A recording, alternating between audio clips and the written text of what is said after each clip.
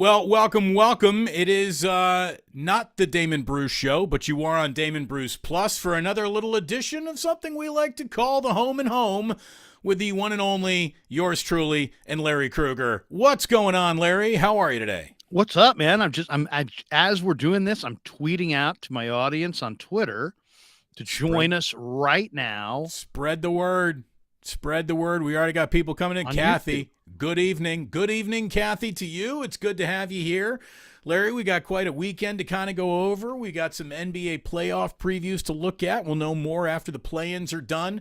We have it. Whoa, man, while we were starting the show, something bad happened. It's now 4-0 Dodgers over the Giants in San Francisco. Still very early in that game. Bottom of the third inning.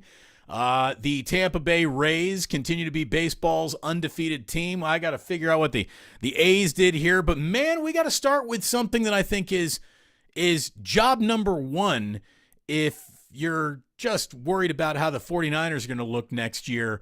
I've seen Muncie, by the way, 3-run bomb. Muncie. Oh, my. How sickening. I hate Muncie. Seriously, I don't hate many people, but I hate Muncie. Go ahead. I'm sorry. No, why the hatred to the Munts? Because he's just the easiest guy. He's got a hateable face, and he's a Dodger, and you know what I mean? He's an easy guy to hate. He's like one of those, every time that he's just, he told Bumgarner to fish it out of the bay, and I'm a Bumgarner guy, and I just always hated Muncie. He rubs you wrong. Here's the thing. It got to the point where when someone wanted to bring the ruckus to Bumgarner, I respected it. I really did. Well, his policing the field was a tired deal, but still, I mean, Muncie is tired. Yeah. To me, the one guy who is absolutely not tired with the San Francisco 49ers, someone who's really rounding into a special player and who he might be, I think we've already gotten a look at it, and that's Brandon Aiyuk. There's a little talk about how Brandon Aiyuk could be on the shipped out because a long-term deal might not be feasible with him. The 49ers are looking to get something before he reaches a walkaway season if they really can't come back. Why wouldn't this team move heaven and earth to make no mistakes about this, Larry?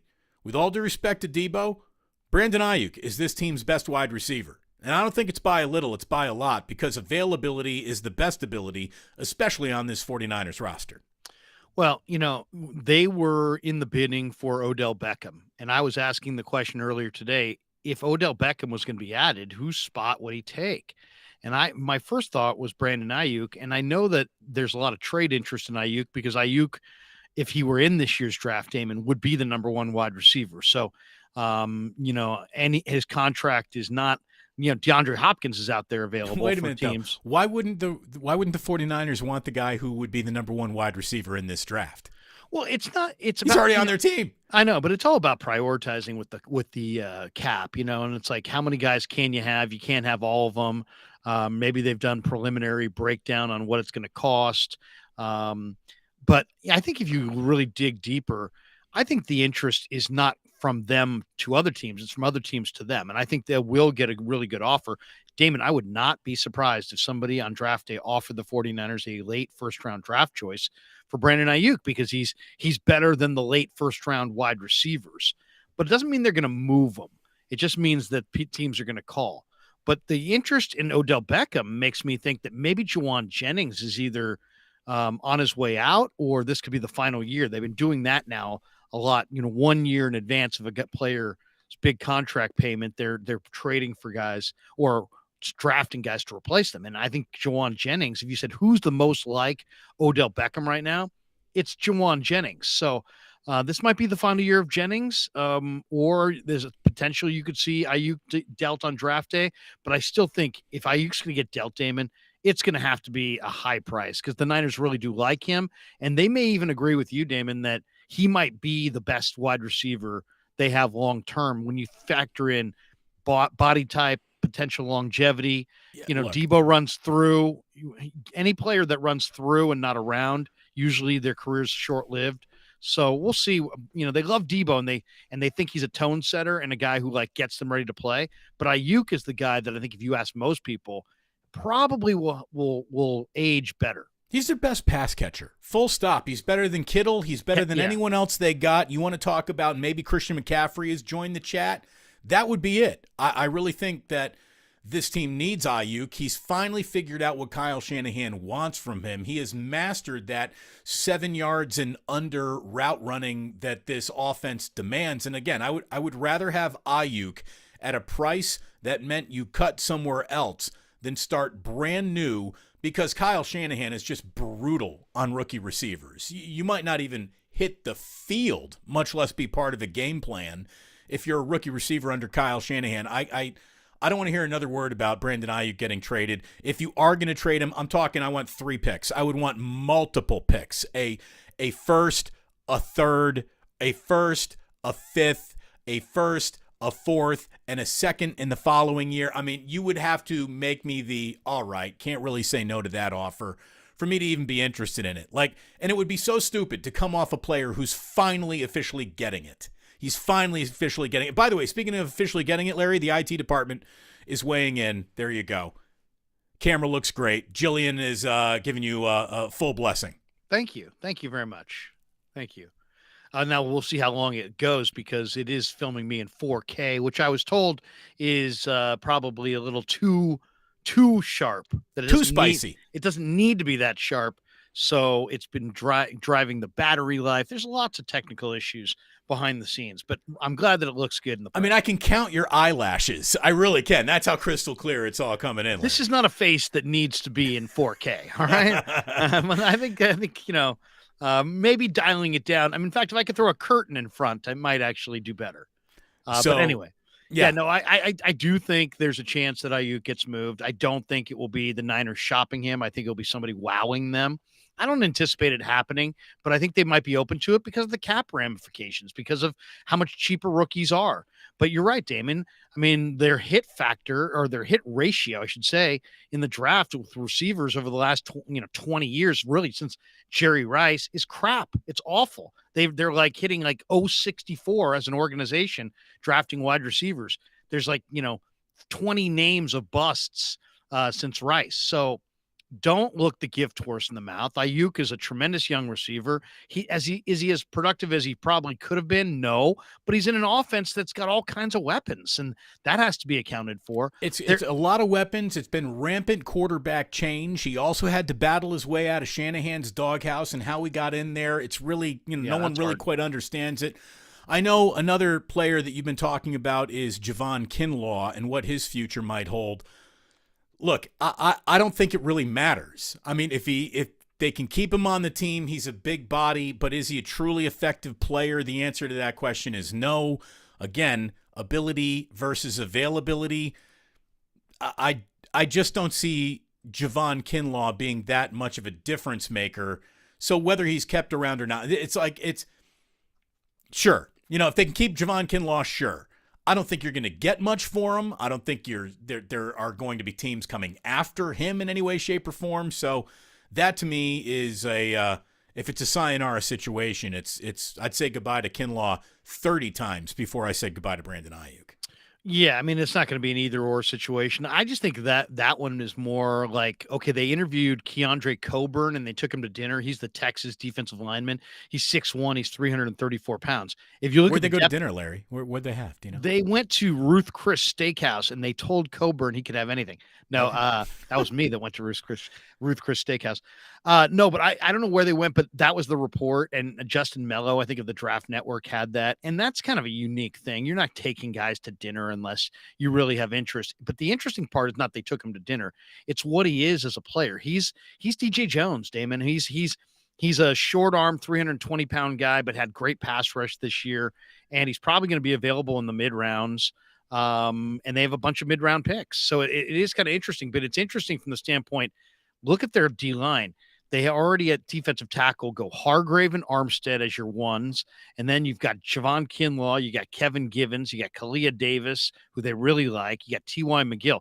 So, I mean, you're already 6 deep at the interior spots, and they love their depth, but it does make you wonder if they're looking at Coburn, you might see Kinlaw moved on, because I think Kinlaw's the kind of personality where if he's like a starter or a regular rotation guy, I think he's feeling good.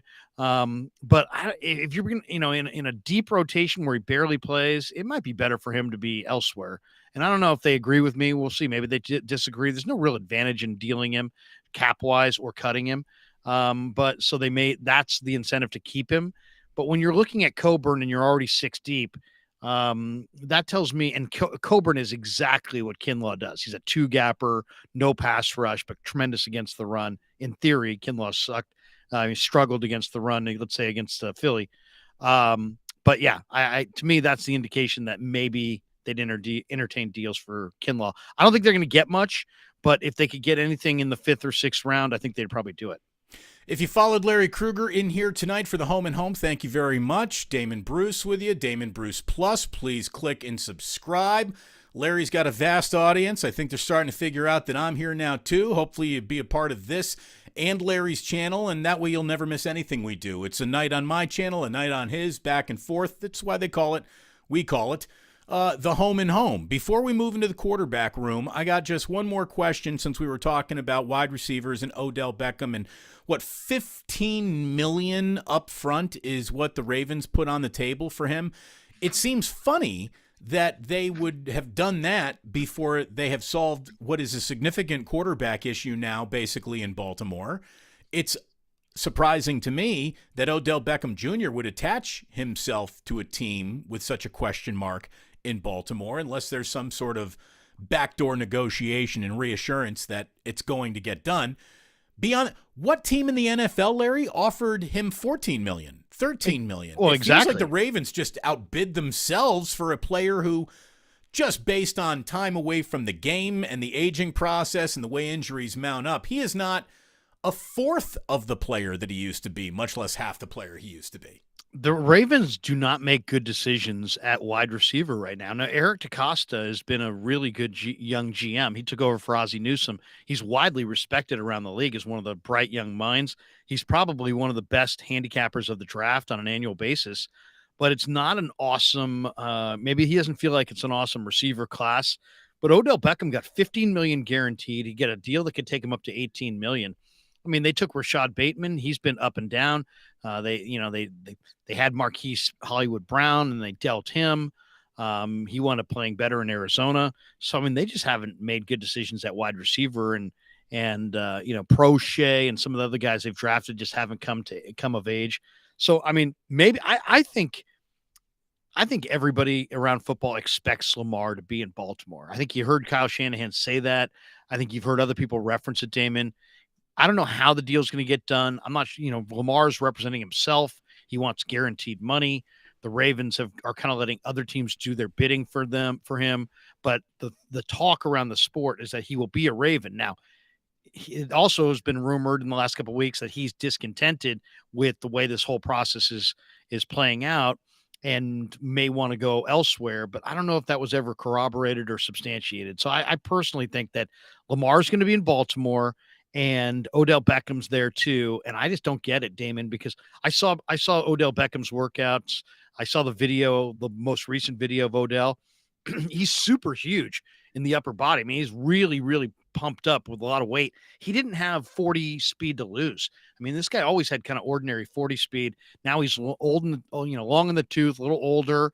I personally would, when I saw the Niners were interested there, I was like, oh, dodged a bullet by not getting that guy, because he's been hurt a lot. I mean, if you're getting him at the right price, separate. If you're getting him at a right price, sure, but he's a possession receiver. No way. No, yeah. He's a possession receiver for $15 million guaranteed. No way. Yeah, it's very, very odd. To the quarterback room we go, and I know that this is something that you've been talking about for weeks now.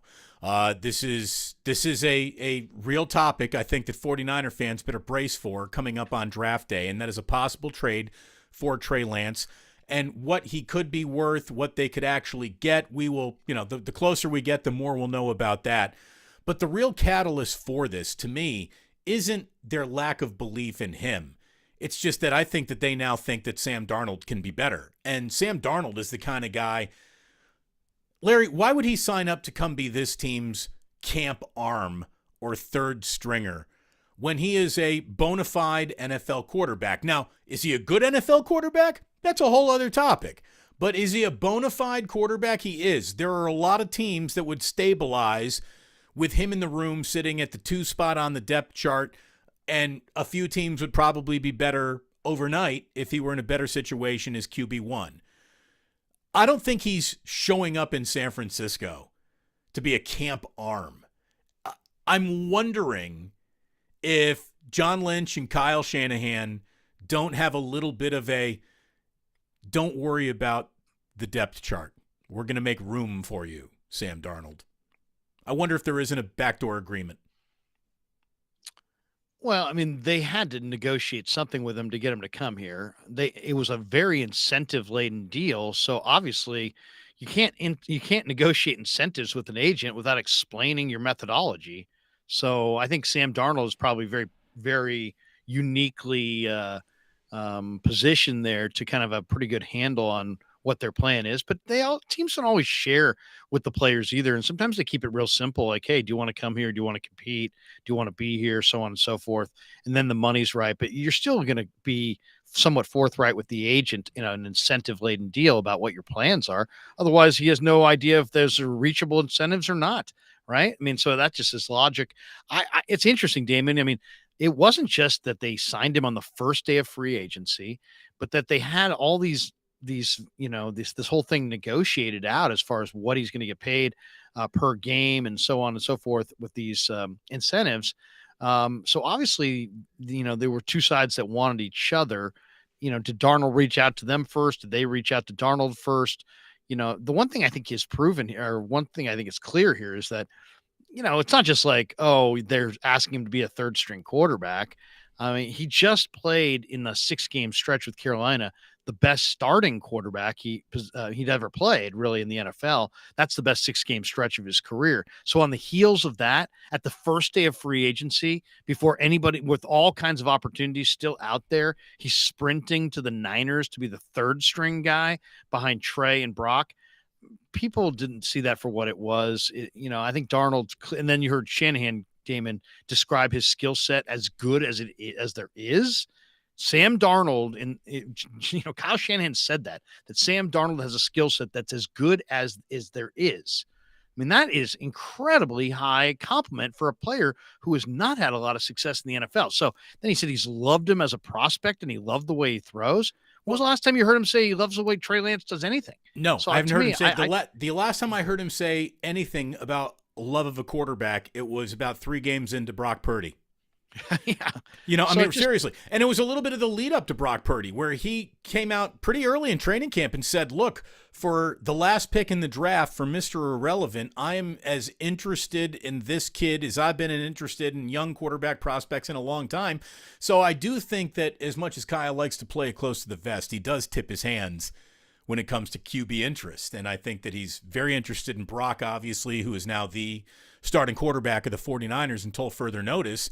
And I think Sam Darnold will be QB2, and I wouldn't be surprised to see Trey Lance traded at some point, and that's just the way it goes. By the way, we have Luke saying Damon and Krueger on the Plus during a Giants game. That's not bad. Look, and Wilmer Flores just put 2 cheeks into one. It is 4-1 Dodgers, bottom of the 4th inning in San Francisco. Somebody says, could you guys please, this is from Kid Tricksta, could you please talk Giants?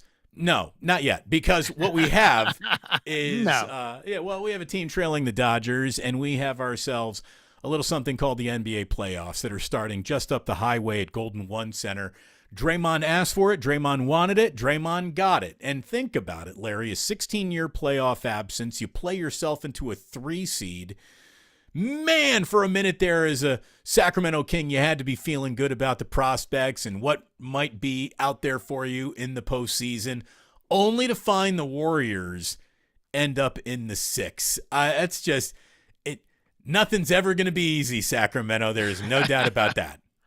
Well, there's lots of different ways to look at this series, but I think this sets up beautifully for Golden State. I really do. I think Golden State can win this series if they don't win game 1 or 2. I think they could go up to Sacramento, get just drilled twice, big, and still win the series.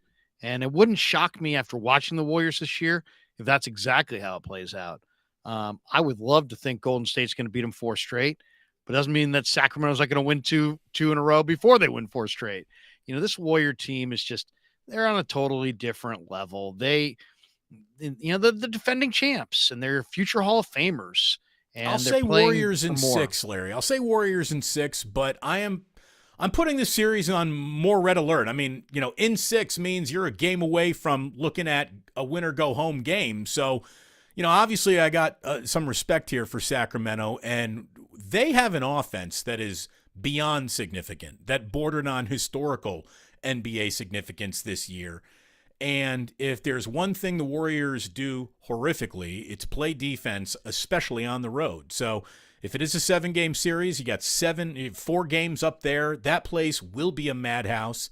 I think the Warriors, if they really want to get out of this opening round, they got to split games 1 and 2. They got to have Sacramento a little rattled. I hear what you're saying, and I thought that. But, I'm thinking about the Warriors, and I'm like, wow, what do they really have? And what they have is they're not going to flinch. They're not going to flinch. But they also doesn't mean they're going to go up, that they're going to go. I don't think they could go. I don't think they're going to, like normally I'd say, you lose that first game, you got to get that second game. I think Golden State can lose the first 2, come back to San Francisco, win game 3, win game 4, and then go back to Sacramento, win game 5, and then come home and win game 6 and have it be done like that. I really think that, one thing we've seen a lot, Damon, I don't know if, all the years you've been covering the Warriors, but I just think that there's been several examples in the playoffs where the series looks one way and then they make an adjustment and an internal adjustment coaching wise to something or some adjustment they make mid-series and the series flips and then the momentum goes to them and then it doesn't go back to the opposition. So you're right. I mean, look, you're historically right, but what's that difference going to be? Are you telling me Andre Iguodala walks out of the fog to save this? I don't believe that. I don't think that is going to be a lever available to pull here in the postseason. And even if he does get out there for a full game, it doesn't mean he's going to be able to play again in the series. Like a few trips up and down the floor means Andre needs a month off, and that's the way it's been all damn year. Gary Payton II and Jonathan Kuminga either show up and both play a little bit like Scottie Pippen, or I think the Warriors are in trouble. Well, I mean, first of all, who wins the battle in the backcourt? De'Aaron Fox and Herder or Clay and Steph? Now, Clay and Steph are 35, but, I think I would still take my chances with them over those guys. And I think that Golden State, one key in this series, I think Golden State's going to make De'Aaron Fox play defense and expend some energy on that end of the floor. I think they're going to play Steph off the ball and make him chase him. And then that will slow him down a little bit on the offensive end. At least I think that's going to be the reasoning and why they do it. And I think so. You got Draymond bringing it up and playing against Sabonis. You've got Draymond who could initiate the offense. You also have guys like DiVincenzo and Poole who you could work in at times. Running the offense and playing with Steph. I'm talking about second halves of games, but I think there's lots of different ways they can go. The reason I really like the Warriors here is because I think I've looked at Sacramento and the JD had a great point that the only difference between these two teams is that Sacramento went 4-0 against Orlando and Detroit, and the Warriors lost all 4 of those games. So that's what we're really talking about. Otherwise, we're talking about teams that have the exact same record. So Sacramento had enthusiasm this year for the regular season. They played hard, and the Warriors just know that it's all about the finals and the playoff run, and they didn't play hard against those lesser teams and didn't take them seriously and lost. So I think these are very comparable basketball teams. It's not like Sacramento in any ways better. So that's the first thing. The second thing, I think if you look at the Kings this year, Damon, when Malik Monk goes off, their record is awesome. And this guy's had 45 in a game this year. He had 33 in another game. He's a big-time bench scorer. He's not just like one of these guys goes for 12. Right. This guy could go for 28 or something off the bench. So he's like their Jordan Poole, if you will. Yeah, but he does a little bit less driving, a little bit more shooting. He's not a great driver, but he's a great shooter. And maybe he's a better shooter, really. He's better. And he's just a guy that's really, really solid. And when you have GP2, I think you got the ability to maybe take him away. And if you take him away, I think Sacramento has no chance. So I think it really sets up well. I mean, look at the Golden State. They're 8-2 in the last 10. They went from 14th in the league in defensive efficiency prior to GP2 to now they're first in defensive efficiency. So, since his arrival. So, I mean, he's made a profound impact, even though he's kind of a role player type guy. So I don't know. I think Golden State is going to slow down Sacramento. The wild card for Sacramento is Keegan Murray. To me, if Keegan Murray just continues to shoot 41% from three, if they can't slow him down, that's going to be huge. And the wild card for the Warriors is obviously Wiggins. Wiggins hasn't played in 7 weeks, and how does Kerr deal with that? Does he throw him out there, give him huge minutes? What if he's rusty? Does he give more Wiggins or one of those minutes to Here comes Anthony Lamb? I don't want to see. I'd rather see Moses Moody based on what I saw the other night. No kidding, man. Hasn't Moses Moody thrown down a couple games that make you rethink what the whole plan was for him all damn year long? Like, how is this guy stepping on courts looking like he belongs, yet, wasn't used in seasoning, wasn't used as even a human victory cigar in wins, wasn't even used in white flag time? There were an awful lot of healthy scratch coach DNPs for a player who looks pretty damn good. I mean, he was great at Arkansas. My God, I mean, I'm shocked that they've mishandled him so much this year in his career. I mean, it's one thing when his first year to defer. He's a young guy and he's got a great. I've interviewed him. You've interviewed him. He's got a great personality. Yeah, he's not like a pound his chest kind of a guy. No, he's an old soul. He's like an old man already. But also he's like a guy that, he defers to his elders because that's the right thing to do. So we did a little bit of that at the beginning, but then it's the NBA. You got to not do that anymore. So he's taken this long to kind of bust out of his shell because of the presence of Clay and Steph and some of the other players. But guess what? If I was Kerr, I would go up to him and say, Moses, you're going to be part of my second unit. And when you're in there, I want you to be aggressive offensively because they don't have that many guys that could go for like 15 to 20 off the bench. And he's one of them. And it's like to sit there to keep going to Anthony Lamb, who's so incredibly limited in every phase of the game because he may be a little bit, has a little bit more actual court time in his NBA career and may have a little bit more veteran savvy. Who cares? Develop Moses Moody. I think Steve's done I love Steve, but I think Steve's done just a totally mediocre job at developing Moody and Kuminga and obviously Wiseman. Patrick Baldwin Jr. could fall into this category as well. Or Baldwin, yeah. So I don't know. I mean, I know it's a difficult thing to try to win games and navigate an NBA season and bring young guys along. But I mean, and I understand that. And I understand the conflict they were in with Wiseman. But, developing your roster's talents, I mean, who's got more upside potential, Anthony Lamb or Moses Moody? It's Moses Moody. Right. And if you think it's Anthony Lamb, we need to have another conversation.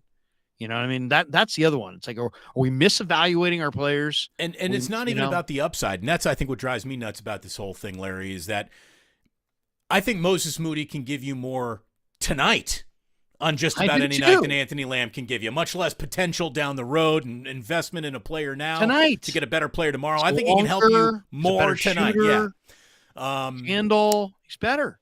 Damon Bruce and Larry Krueger here. A little home and home for you on a Monday night. One more NBA note before we kind of turn our attention elsewhere.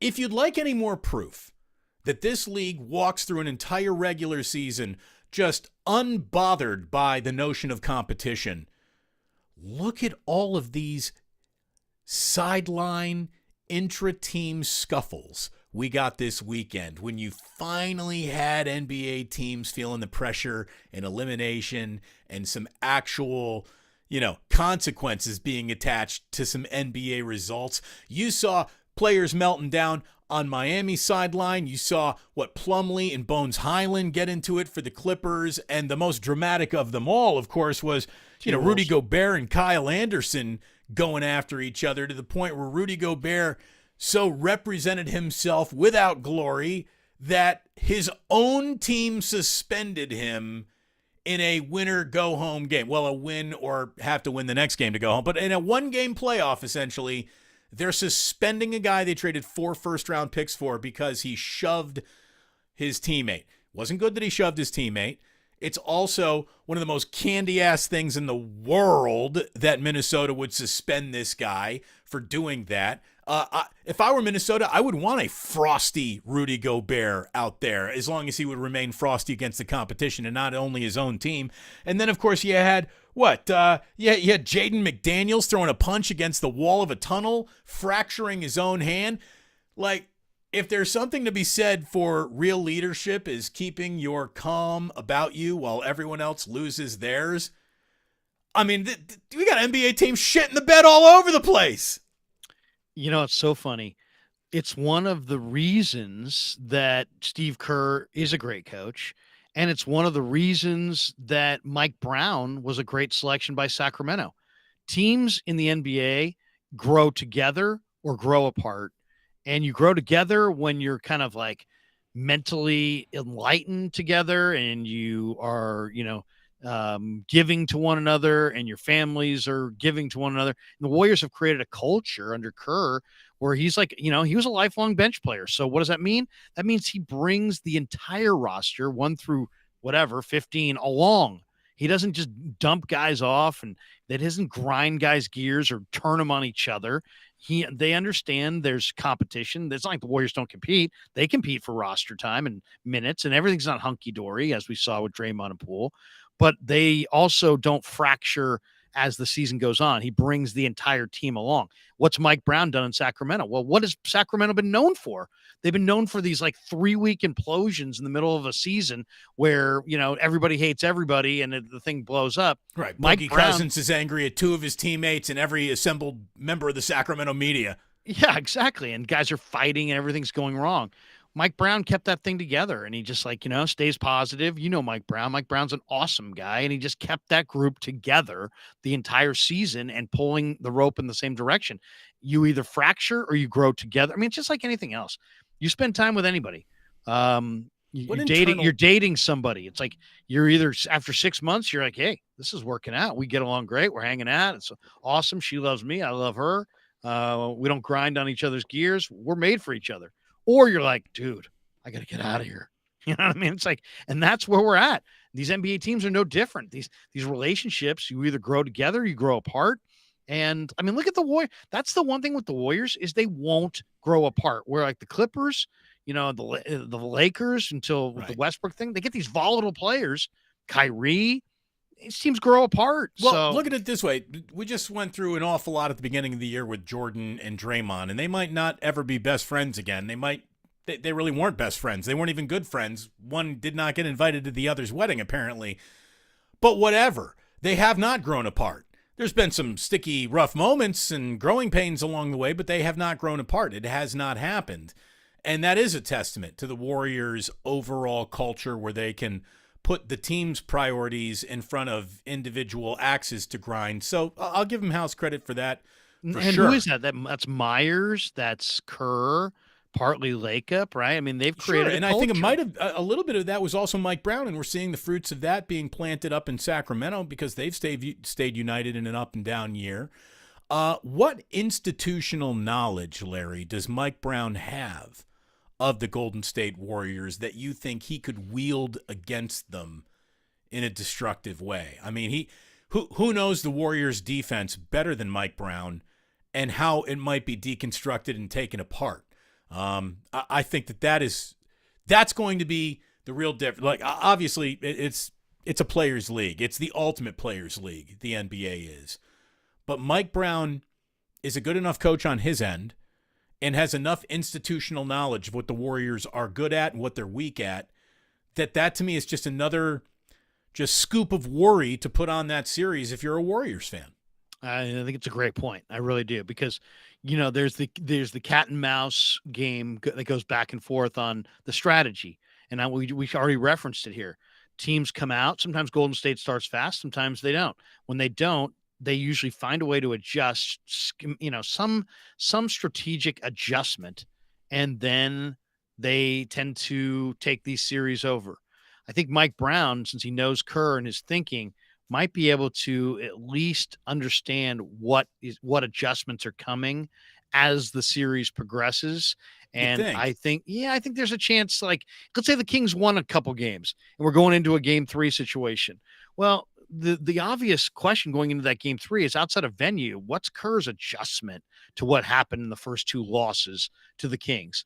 In that situation, I think Mike Brown might have a leg up in that he understands how Kerr thinks and what kind of how he strategizes, how he reacts to certain situations based on coaching with him. And he might be one step or two ahead because he knows how Kerr may react depending on how the first 2 games go. So if Sacramento gets off to a good start, I think Brown could steal a game somewhere in the middle of the series. Well, and Kevin says, remember Brown coaching last year when Kerr had COVID. Again, Mike Brown knows the Golden State Warriors a lot better than Steve Kerr knows the Sacramento Kings, and that's not due to a lack of preparation or anything. It's just when you are around a team as their coach, you get to know players' strengths and weaknesses. One of the reasons why we believe saw that Warriors team upset Dirk Nowitzki, it's because Don Nelson knew Dirk Nowitzki's one tendency,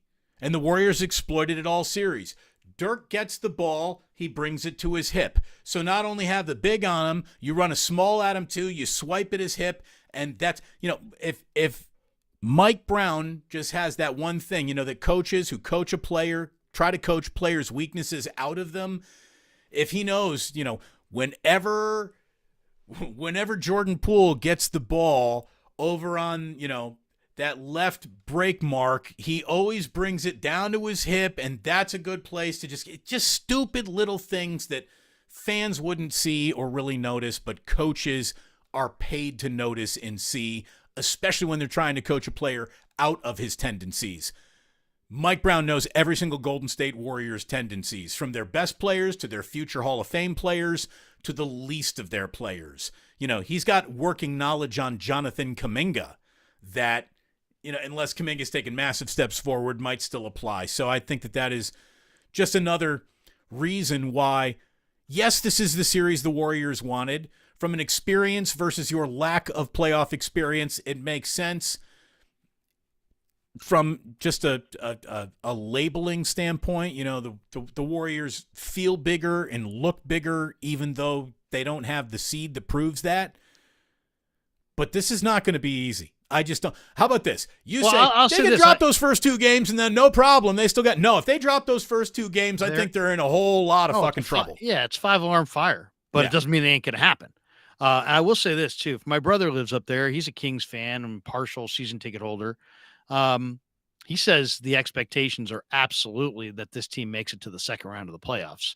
Now, that was before the matchups came out. But the expectation for a good portion of the year is that, this team's not going to check out in the first round. This team's going to make it to the second round. So I think Sacramento. Congratulations, you got the Warriors. Yeah. So Sacramento's expectations are that they're going to win in the first round. Now, I think that's the beginning of this series. I think Golden State knows that. And I think Golden State knows how, I think the Kings could be nervous a little bit at the beginning. I could definitely see them destroying Golden State in one of the first 2 games. That would not surprise me, like winning convincingly. But I kind of think Golden State's going to wind up getting one of those first 2. And, and even if they don't, I think they can still win the series. But I think Golden State will wind up getting one of the first 2. And I don't see Sacramento winning in Oakland. Or winning in San Francisco, I should say, winning at Chase. I don't see it happening because Sacramento. I mean, the Warriors have been as bad as they've been on the road. They've been really, really good at home, and the home crowd's been great for them. Their home and road splits are nothing less than at home. They're among the NBA's best, and on the road, they're among the NBA's worst. And they need to get a lot better than among the NBA's worst if they're going to do anything in this postseason. I did think, though, Larry, that they did clear the one necessary step that I thought was going to be required for any sort of deep postseason run, and that was to avoid the play-in. I'm glad that they avoided the play-in. I think that's a saving grace to any optimism that Warriors fans have about this postseason. They needed to avoid unnecessary minutes. They've avoided unnecessary minutes by avoiding the play-in. J Stamps 101, very good point, where he says, big series for DiVincenzo then. That is Brown's one blind spot. Yeah, it is the player that he'd be least familiar with. So I think Dante DiVincenzo is going to play a big role in this postseason. He's, if I can borrow from Jim Harbaugh, he's a trusted agent. Like, he's not a great scorer. He's not necessarily a good playmaker or a great playmaker, but he doesn't step on his own dick. And that makes him incredibly valuable for the Golden State Warriors because they make way too many rookie mistakes for a team that doesn't have a lot of rookies on it. He's a glue player. Yeah. He's a glue player. And Kerr said it like a couple of weeks ago. He's like, hey, I don't even think about Dante in matchups. He can fit in any matchup, and you got to have players like that. And he's one of them. And that's because he rebounds and he defends and he hustles and he makes the right basketball play and he moves the ball around. He's not a ball stopper. He understands flow. He understands moving off the ball. He's really, really valuable. And there's been many times this year where he's been better in fourth quarters of games than Jordan Poole has. So the nice thing about Dante, I think, is that he's even gotten to a different level playing with GP2. And I'm really eager to see. To me, Damon, if you say, why are the Warriors going to win? They're going to win because of their experience, but they're going to win because of their bench. Their bench is better and deeper. And you're going to see it in this series. Kuminga, Poole, GP2. These guys are terrific bench players. I really think the Warriors bench will be the difference. Amar Dip says Mike Brown may have the knowledge, but he doesn't have the players to play that defense. Hey, even if the Warriors say they have those players, we've seen so little actual on-court evidence of them being those players that they're going to have to go out and re-earn that reputation before it's just granted to them in the postseason. With about 15 minutes left before I got to go upstairs and start tucking some kids in, Larry. And yes. I know that you're a hardworking man today. You did a couple videos. I know you popped into a local, hard to find on a radio dial station this afternoon. I've been made aware of. It's all right. I forgive you implicitly. I still love you. Look. The San Francisco Giants are sitting in a rough position right now. 4-1. They're trailing the Dodgers. Still plenty of ball game left. Somebody says there's one thing to talk about when it comes to baseball. It's that we're about 5 innings in, and an hour and change has gotten us through about 5 innings of baseball. As we have come into week 2 of this season. Any different feelings about the pitch clock or anything, Larry? I got to tell you, I didn't think I was going to like it. I do. And I don't have a problem with it speeding these guys up to create a brisker game. And honestly, with the way the Giants forget to hit in some of these games, a brisker baseball game might not be the worst thing ever. I generally like it because I think the audience prefers a game with a pace, but I think pace is the reason I don't like it completely because to me, the pace of the game should slow down in the 7th, 8th, and 9th with real pressure. And I think this pace right now, because it's April, seems okay, but come September, it's going to seem kind of rushed. And all that drama that's Don't you feel like we're all going to feel like we're kind of driving at the speed limit by September? It'll be so this new pace will be so hammered into everyone, every player, every fan that I don't even know if we're going to be noticing it in September, to be honest with you. I just think that it doesn't. Savoring the drama, that might be harder to serve. Look, the one thing about October baseball is there's a lot of drama on every pitch. And if every pitch is coming now, I think there's maybe a little less drama. I like it overall. I just would like to see, I'd like to see it relaxed a little bit in the crucial moments like October or something. I'd like to see it a little bit relaxed. I don't need, I don't know how you could do that, or I wouldn't mind it seeing it relaxed in the last inning, just to get a little bit more drama out of it. I mean, make it a little different. I don't know. I like it generally, but I also think you're screwing with the pace of a game and that has gone back to 1870, and it feels really weird. I hear you, but to me, it feels I weird. think the players were in the screwing last more with the innings. pace of the game than these new rules were. I mean, you had guys out there with thumbs up their asses, walking around the mound. I mean, the whole, this goes back away, but the whole Nomar readjusting 5 times on each wrist. I mean, it got obnoxious. Well, it's not even that. It's guys stepping out of the box, so on every pitch. I mean, right. and 19 throwovers to first. I generally like it. Yeah. I mean, I like the fact that the games are not endless, but like, for example, though, if we were at a game and you told me, hey, this game ended in 2 hours and 17 minutes or something like that, and we were at a game and it went 3 hours and 17 minutes, I don't know. To me, I wouldn't necessarily be like, oh God, that was ridiculous.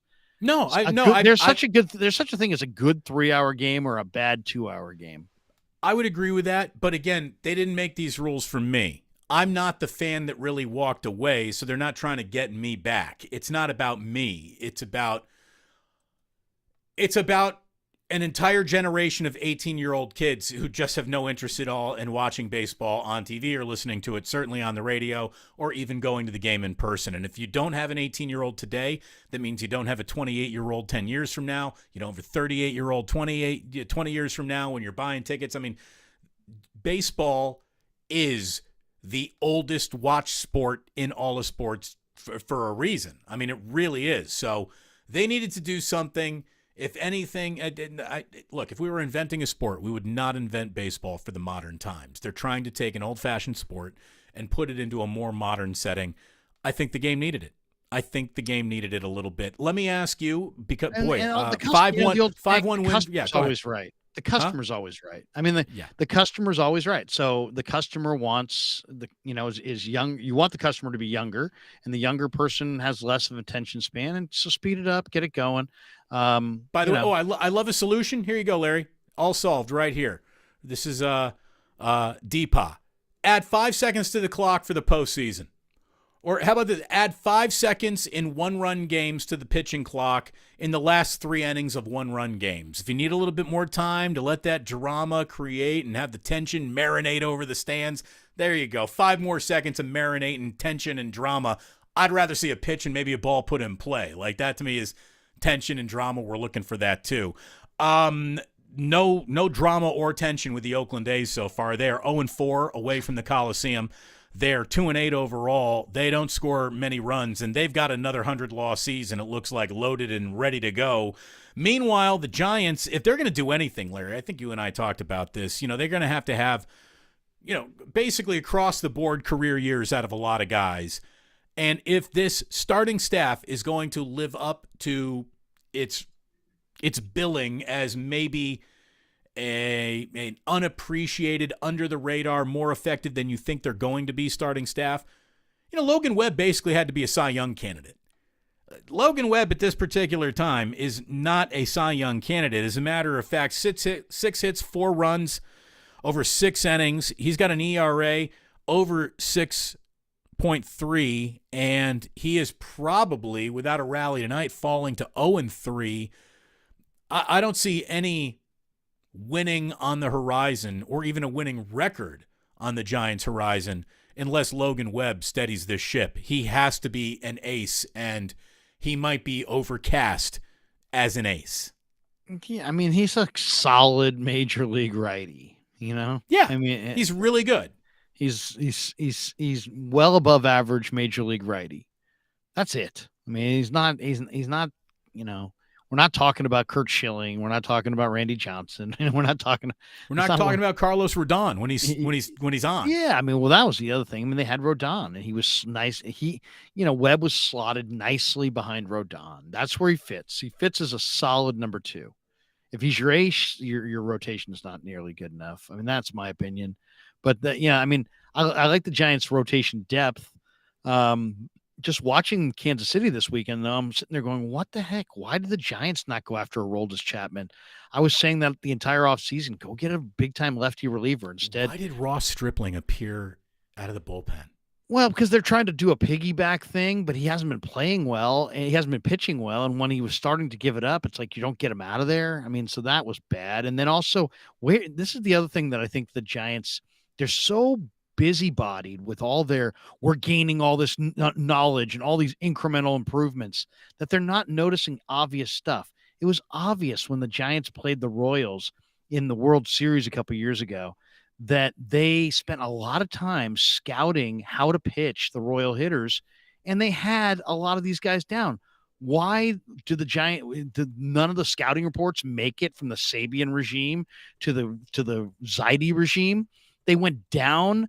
They went down in the zone to a guy who's like one of the great golfers in the entire game when Buster almost was standing up against Sally Perez, like demanding that they pitch up in on the hands. That's how you pitch Sally Perez. Instead, it's like they didn't even know it. And you're talking about you got this guy out for an entire series in October, your organization, and you don't have the game plan. It's like in the midst of all this analytics, you couldn't watch how Buster Posey and the Giant pitchers in 2014 went at the Royal hitters in the World Series. I mean, it's just ridiculous. It was the Giants won that World Series. They obviously pitched a lot of those guys really, really well. And 2014 is a long time ago, though. I mean, what's the carryover on that roster? This, like I'm saying, this guy, you should have a game plan, and instead, it's like you know, instead of pitching him up, you're going down. And you know, you heard Stripling say, well, it was because it was too hard. If I threw that, that pitch was 88. If it should have been 84, whatever. But I mean, the other thing is, why is Kapler going to Stripling and staying with him in the 8th inning, or this, 8 days into the year when your bullpen's fresh? You're telling me that Ross Stripling righty, your 7th best starter is a better option to pitch in the 8th inning when your pen is fully rested? I thought he's falling in love too much with the piggyback thing. We'll go 2 starters and we'll act like the 8th and 9th inning or the 4th and the 5th inning. It's like, no, it's the 8th and the 9th. No, that's again, the Giants did a little bit too much thinking to put Ross Stripling in a situation. Don't take a guy out of his routine. Don't take it if the guy's used to warming up at 45 minutes before the game and then going back and having a Snickers bar and whatever, just let him do what he needs to do to get ready to start baseball games. Don't go throwing him into uncomfortable situations. And again, this is the lack of human touch that all of the Giants analytics continually spit out. They don't look at players as people with routines. They look at them as replaceable, interchangeable assets and parts, and that is the wrong way to go about managing a team just through the premise of math. Says, now I'm starting to wonder, what was the best record to actually start a major league season? 2 teams, the 87 Brewers and the 82 Braves, both started 13-0. Is Tampa now 9-0, 10-0? What is Tampa? Tampa won again tonight. They're 9-0, I think. Yeah, no, 10-0. 10-0. So 3 more games away from tying the major league record to start a season. It's amazing. It's only 13 is the record? Yeah, consecutive wins. Wow. Yeah. I would have thought it would be more like 18 or 19. Dude, a 13-game major league winning streak at any point in time in the year is usually like the longest streak of the entire year. I mean, it is hard to win. The game's old. I mean, 5 major league games in a row, much less 13. They've been playing this thing for, since 1900 or whatever in the modern era. I mean, I would have thought somebody got off to an incredible start some year, but maybe not. 13. Who was it? Braves? Braves, what is 82 Braves? 87 Brewers and the 82 Braves share the 82 major league record for the best start of a season at 13-0. So there you 82 Braves. Giants, helped the 82 Braves clinch the division. That team was managed by Joe Torre by beating the Dodgers on the last day of the season. Nice Terry call Forster, on Joe Torre, by the way. Terry Forster was the reliever, and he gave up a bomb to Joe Morgan wearing a Giants uniform. It went off the football, ricocheted off the football bleachers, and the Giants pulled the upset of the Dodgers in game 162, sending the 82 Braves to the playoffs against the 82 Cardinals, who would beat them and then go on to beat Harvey's Wallbangers, Harvey Keene. That's right. And Gorman Thomas, Sixto Lascano, Ben Ogilvy, Paul Molitor, Robin Yount, Robin Yount, Fingers, Robin Pete Yount, one of the Vukovich. most underappreciated, unreferenced, great baseball players of all time. They had Molitor and Yount. How about that? And then one infield. Was Pat Listash on that team? No, that's a few years later. Yeah, he was on the Brewers, but it was a few years later. Pencil pass Pat Listash, baby.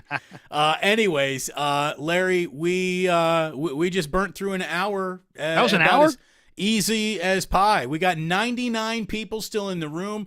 I've always said the first rule of show business is leave them wanting more, so hopefully people want even more. I'm going to be back on the air live at 11 a.m. tomorrow, setting up the NBA playoffs and looking at the first round of play-in games. We'll be reacting to whatever the final is at 24 Willie Mays Plaza tonight, and I'll have all of that for you at 11 o'clock. And sometime tomorrow night, Larry, you pick the time, and I'll join you in your home. We'll come over on the Krug channel, and that's how the home and home goes. We do a game here, we do a game there, and we'll here. You know what? I tell you what. Jillian even asked if we could hash out some home and home times the rest of the week because she's got a little.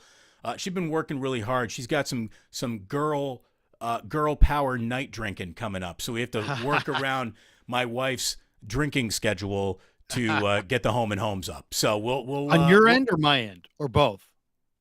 Yeah. How about look at it this way? Maybe our wives are going out to drink together, and they'll just leave us doing this. Yeah, there you go. Always good to talk to you, my friend. Great Absolutely. to have you on. Again, any single one of Larry's subscribers who's not subscribing over here to Damon Bruce Plus, do that so you never miss an episode of Home and Home. Larry, thank you as always. You're fantastic. And we'll do this again sometime soon. And by the way, and you just look. Oh, it's crystal. You're an 8K. I feel like I feel like look at the shine. I mean, watching Avatar. I mean, you're just. It's an amazing thing. I'm a shiny guy too. I do. I get the shine. I got oily skin. It turns out I got an oily T-zone. Larry. Good backdrop though. You get the good backdrop. Good backdrop. Yeah. You got a great camera. I got a good backdrop. Let's get together and make some money. Yeah, we'll make it. We'll make it happen. All right, buddy. Great to see you. There he is, ladies and gentlemen, Larry Krueger. If you're following me and not him, you've done screwed up. Make sure you're following The Krug Show on YouTube Live. If you are following only Larry and not me, you done screwed that up too. We'd love a follow from you here over on Damon Bruce Plus. Subscribe.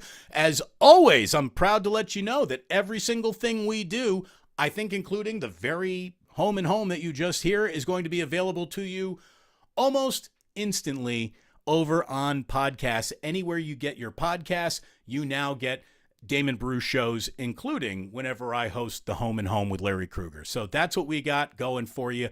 Have yourself a wonderful night. I'll talk to you at 11 o'clock tomorrow morning, Pacific time, 2 Eastern, if you're rolling over in that time zone. By the way, we'll go over where the international listeners are listening from. We're global all of a sudden here over on YouTube. So thank you very much for tuning in. Thanks to Larry. Thanks to all of you. Have a great night. And please remember that sports don't build character. They reveal it.